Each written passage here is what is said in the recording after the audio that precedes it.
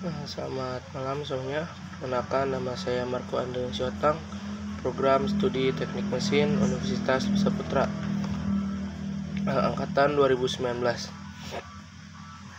Di sini saya akan menjelaskan kembali materi yang sudah saya pahami, yaitu tentang aktuator. Aktuator yaitu sebuah peralatan mekanis untuk menggerakkan atau mengontrol sebuah mekanisme pada sistem yang bekerja berdasarkan energi listrik.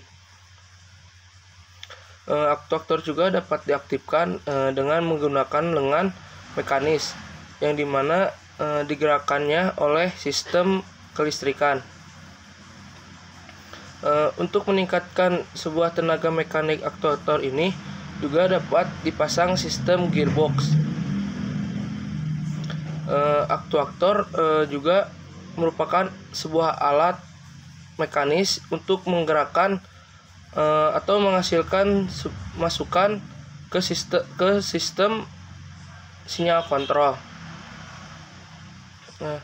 Jenis-jenis aktuator itu terbagi menjadi 4 bagian.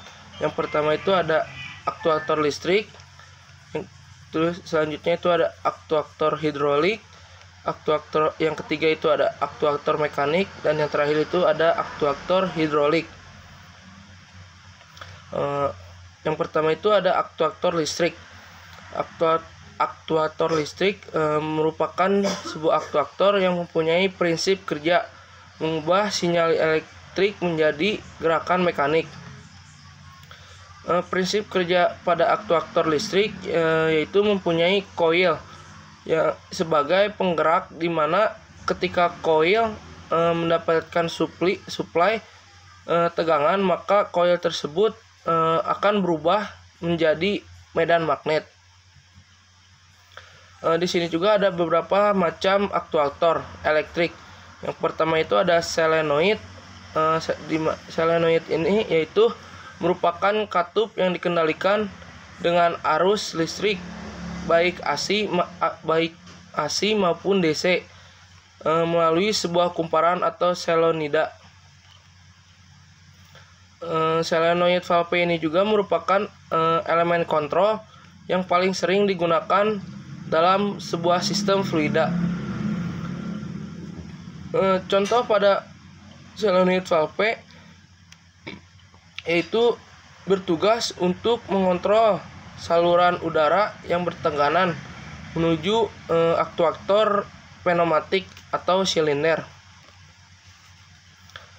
Prinsip kerja solenoid ini yaitu bekerja bila kumparan atau koil mendapatkan tegangan arus listrik yang sesuai dengan tegangan kerja. Yang kedua itu ada motor DC.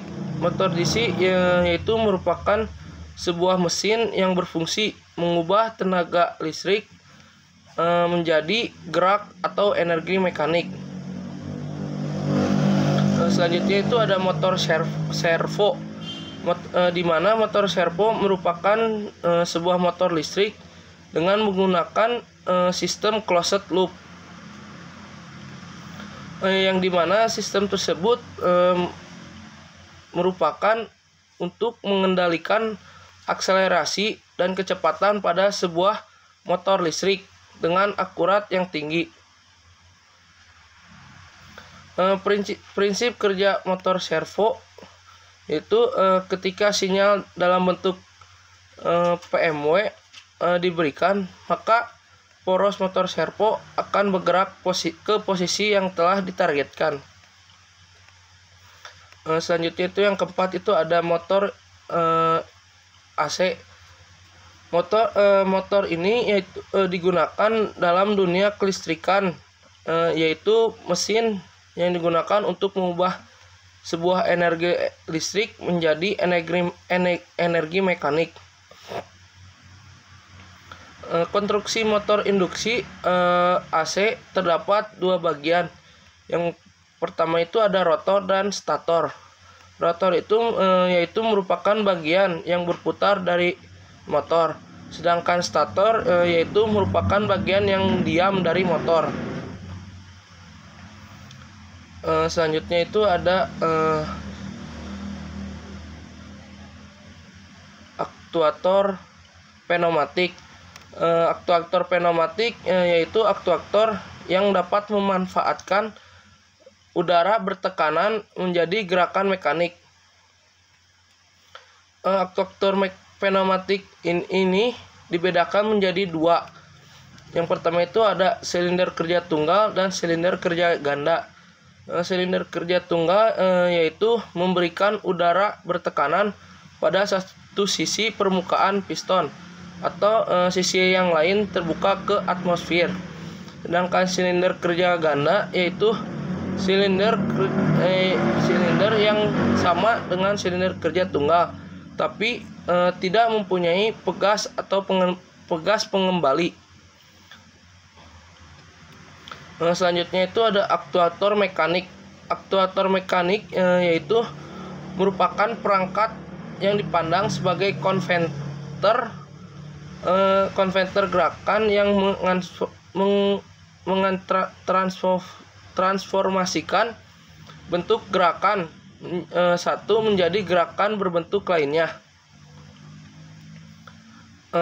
Aktuator mekanik juga diantaranya penggunaannya yaitu ada cam, roda gigi, gear, rake, dan rantai.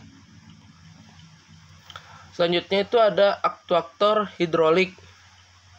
Aktuator hidrolik yaitu merupakan sebuah komponen pada sistem hidrolik yang dimana digunakan untuk menggerakkan sebuah beban. Menurut tipenya, aktuator hidrolik dibagi menjadi 3 jenis, yaitu yang pertama itu ada silinder hidrolik untuk menggerakkan linier.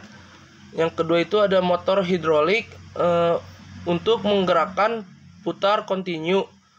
Yang terakhir itu ada aktuator putar hidrolik untuk menggerakkan atau melingkari dengan sudut putar yang terbatas. Mungkin hanya sebagian materi yang bisa saya sampaikan. Mohon maaf bila ada salah-salah kata. Sekian dan terima kasih.